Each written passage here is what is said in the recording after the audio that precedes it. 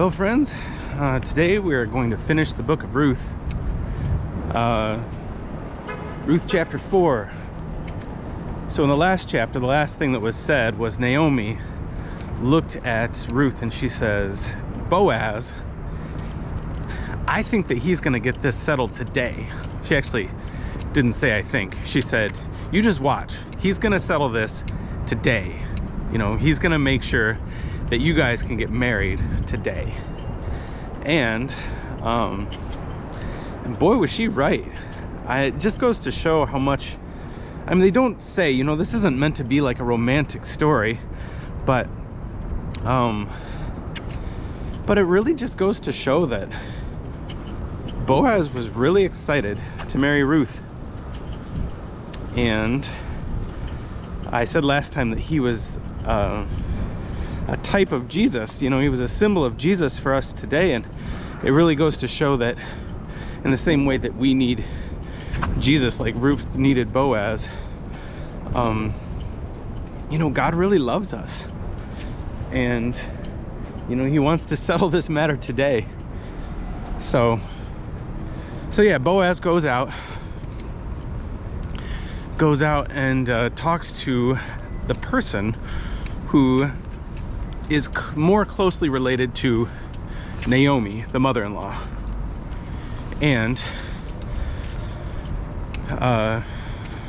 he says, hey, do you want to buy the land that belonged to Elimelech, Naomi's husband, Ruth's father-in-law?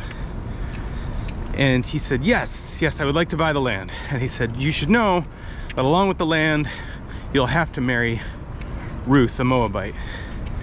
And he goes, ugh, on second thought, I don't think so.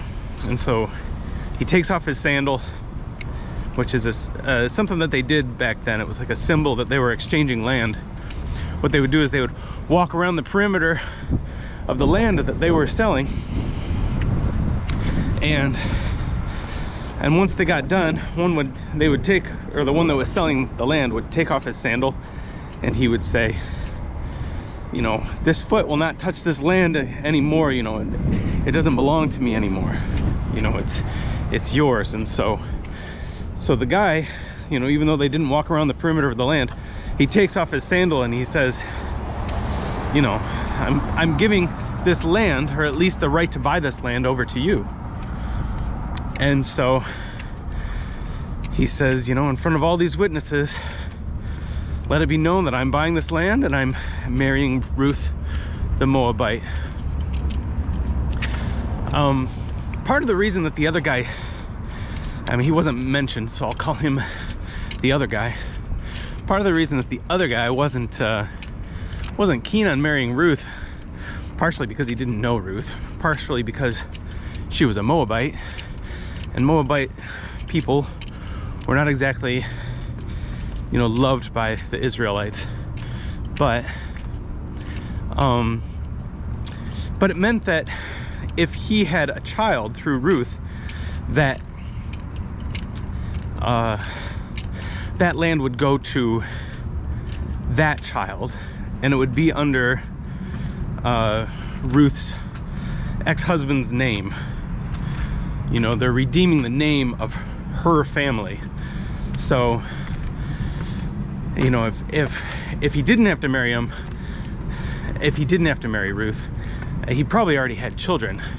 That land would go to his children. It would really just increase the inheritance of his children. Boaz, on the other hand, didn't have any children.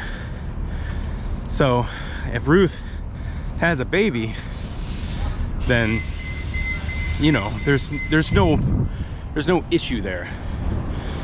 So